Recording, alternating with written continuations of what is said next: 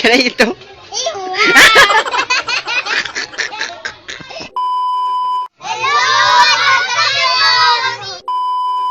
Yo, what's up mga kapiyos? Kumusta ka mo? Makadi ako yan nakandaal doon eskwelahan kay induction party nera.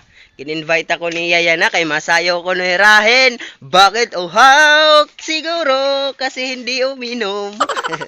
Taon ta kumbaga maaram ko din ni Aldong kumbaga sumupo ko din ni Aldo na ako na no pagka-dancer. Induction party nga pala ngayon nila Aldo. At pinapunta niya ako sa kanilang eskwelahan para manood at i-video daw siya kasi sasayaw sila. Kung makapag-invite naman to para namang magaling sumayaw. Pagdating ko nga doon ay hindi pa sila nagsisimula. May napansin nga pala ako dito kay Aldon. Lapitin din pala to ng mga babae. Lapitin din naman ako dati. Langaw nga lang.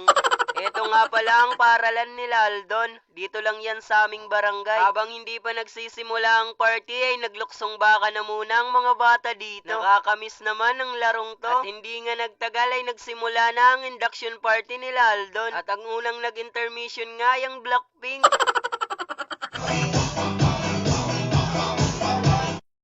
Kaya ito.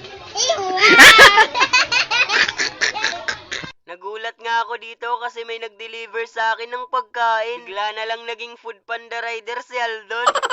Sa totoo lang, nagugutom na rin talaga ako dito. Kasi hindi rin ako kumain nung umalis ako sa bahay kanina. Baka narinig ni Aldon na kumukulo na yung tiyan ko. May lumapit nga pala sa aking bata, di ko alam kung kaninong anak ba to. Gusto daw niyang magpakita ng talento kaya binidyohan ko. Nakakatuwa din naman ang batang to, sobrang bibo. Ipagawa ko nga din to kay Aldon. Ding, ang bato! Darna!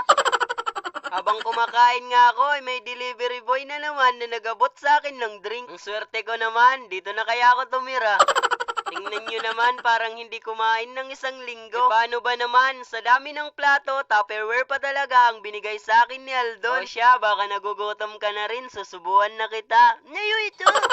Dahil nga walang baso, dito na ako uminom sa 1.5. Mas mabuti na to kaysa wala. Ito nga pala yung mga kinakain ko ngayon. Ang sasarap, di ba? Pero mas masarap pa ako dyan. Ay, ito! Yung mga bata dito, sobrang kukulit. At dahil hindi ko alam kung sinong mga magulang nito, sinali ko na sa vlog. Hello! Ibenta ko kaya tong mga bata na to. Tapos kung ang kain ay in-announce na nasasayaw na yung SB19. Kaya pumunta na kagad ako doon para manood. Ay akala ko SB19 Wonder Girls pala to. Sobrang nakakatuwa talagang manood ng mga bata na sumasayaw sa induction party. Ikaw, naranasan mo rin ba to? Kung oo, nagsisisi ka na ba na sumayaw ka dati?